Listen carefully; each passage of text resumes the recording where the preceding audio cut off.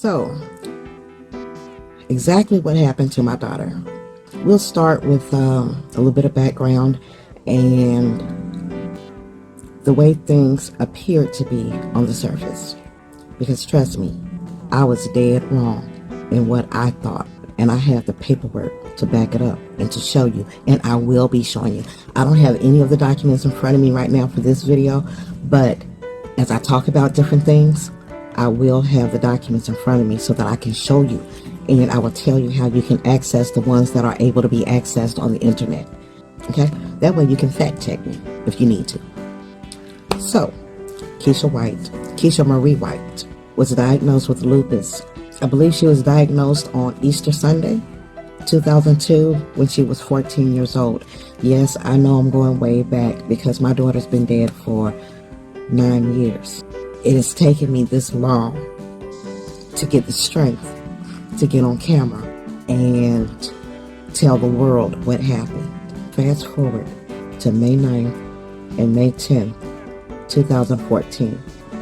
She had been in the hospital for about 3.5 weeks. The hospital that she was a patient at was called Vidant Medical Center in Greenville, North Carolina, formerly Pitt County Memorial Hospital, which was a great facility. She had been there before and gotten excellent care. That's where she was diagnosed with the lupus. The staff of doctors were great back then.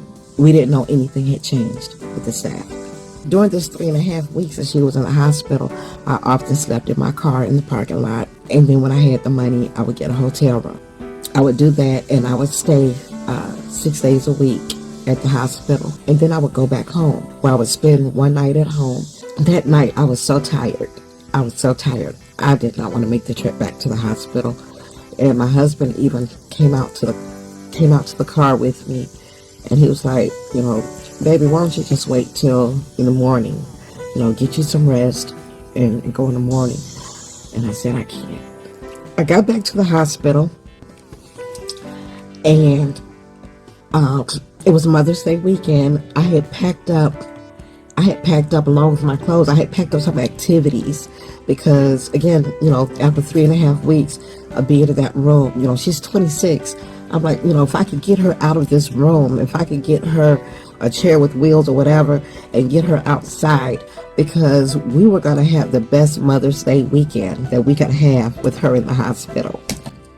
Get back to the hospital that night, and when I got there, my daughter was different. She seemed weaker. She had been on oxygen because fluid in her chest, which I think the hospital had gave her so much IV that they flooded her chest. But that's not the abuse or neglect that I'm talking about, okay? So when I got into the room with her, she was complaining of being so hot. She was hot and she wanted to lay on the floor. And so I'm trying to tell her, Keisha, the floor is dirty. This is a hospital floor. This is not even an at-home floor. This is a hospital floor. You can't lay on the floor. It's dirty. And that's all she wanted to do because she was hot and she knew that the floor was cool.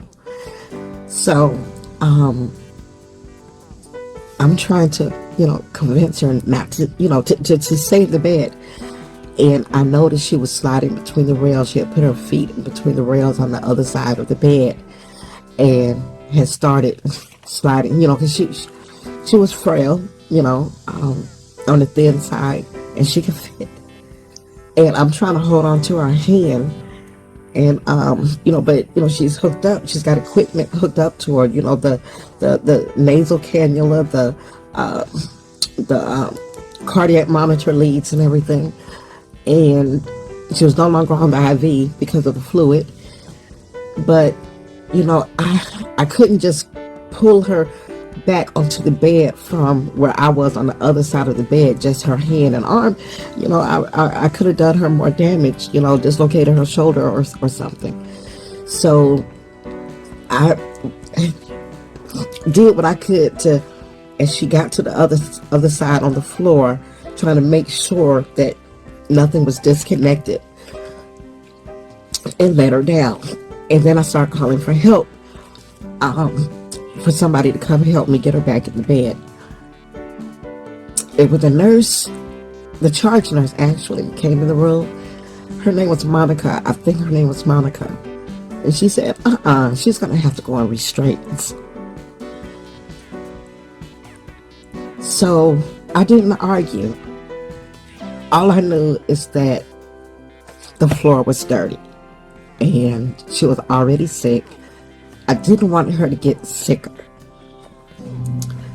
So if restraints was going to keep her in the bed, I didn't argue. But I'm the type of person that I can't watch. So I rushed out of the room.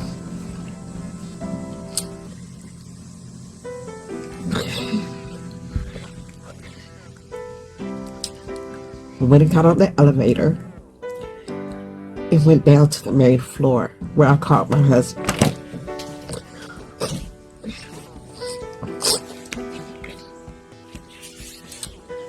And I was so upset at the idea that they had to put restraints on her. Excuse me, I'll be right back.